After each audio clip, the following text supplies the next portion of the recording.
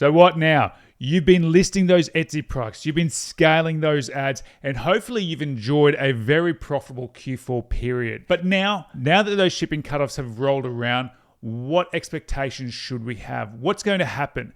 Well, in this video, I'm going to take you through exactly what will happen over the coming weeks and how to get yourself set up for the best chance of success through 2025 and beyond. And I'm going to share with you an insight into when you should start listing those Valentine's Day products on Etsy and when you should start running those ads. Let's get into it. So I just wanted to shoot a quick video just to explain and help you set expectations around your Christmas sales with print on demand, particularly as those shipping cutoffs do roll around. So for most, we're already past them. Shine on, they get as close as possible. They do have expedited shipping that I think gets you maybe to the 18th, but always check with your supplier to make sure what that shipping cutoff is in particular. But as we do roll past those shipping cutoffs, what typically tends to happen is your scaling won't be as effective. What will happen is the sales will start to plateau and ultimately come down. You will still be making sales, but you need to be making sure that you're keeping your eye on those ads and making sure they're still profitable. Otherwise, cut them. And then what we'll see is as we go to Christmas Day, that's when it gets super quiet. That day's typically non-existent. Sales still do happen. And then very quickly, so Boxing Day, because of Boxing Day sales, you can experience a pop in sales again. But ultimately, what tends to happen is through the Christmas block, the blur, from Christmas Day through to New Year's Day, it's very quiet. There seems to be very little sales happening, at least in my experience over the past 10 years doing it. So just be mindful of that.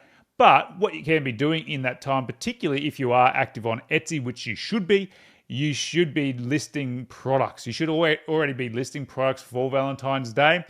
Because very quickly, come second week of January, we'll start seeing sales increasing for Valentine's Day over there as well. So it's another great holiday. A lot of people, particularly in e-commerce, you'll hear the word is that, sales die straight after Christmas and it's just like crickets for the next few months.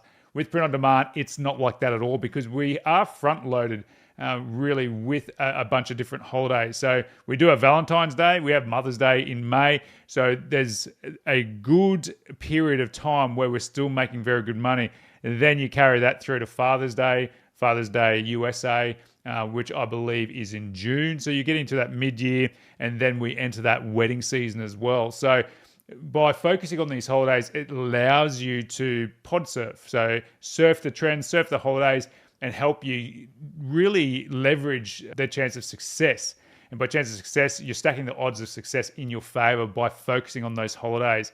You want to do it with evergreen products. So for Valentine's Day or Christmas, I've always steered away from actually mentioning that day on my particular product. So I won't say Merry Christmas, I won't say Happy Valentine's Day on the card or on the product, because ultimately what I want it to do is sell for anniversaries and birthdays as well. And that's what I guide you to do as well, because that way you can make sales year round. It can sell for anniversaries, it can sell for weddings, it can sell for birthdays and all the other different holidays as well, or just a because gift. This is the stuff that I teach you inside the Products Accelerator. It is my coaching program for print on demand, and inside I'm giving you the step-by-step roadmap to creating a $5,000 to $10,000 plus per month print on demand business in as little time as possible.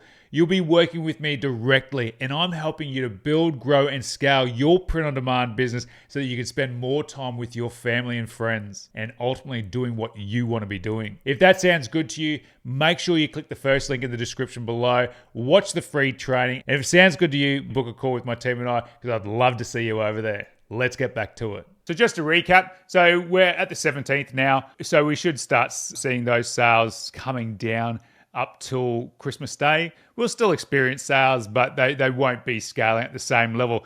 If you are scaling, I'd love to know. If you're seeing that your ads are still profitable and you're still making money and it's still showing really good indicators to scale, make sure you follow that, because if you can be making money, do it. Just be very clear on your sales page that those products won't be received before Christmas, just to avoid a lot of customer service headaches. Christmas Day, that's when we typically see those sales really drop off. It's a super, super quiet day, obviously, because people are celebrating.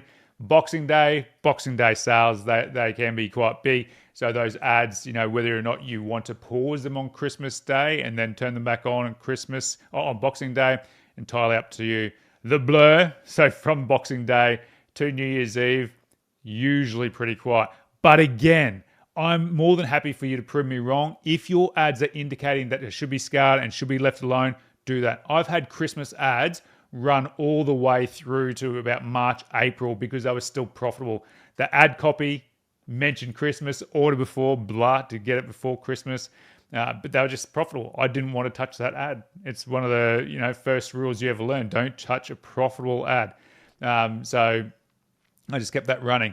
So after that, New Year's Day. So this period, even from now through to here, we should be listing Valentine's Day products on Etsy. So down into January, what we're going to do is we're going to start, if we're running Facebook ads, we want to start them about the 12th. That's when you're going to start seeing those sales picking up. You can have ads, your bottle rocket tests if you followed that video. If not, you can click it in the link above. And that's just a testing method to find out whether or not it should be into phase 2 where you're putting heavier investment into that actual product.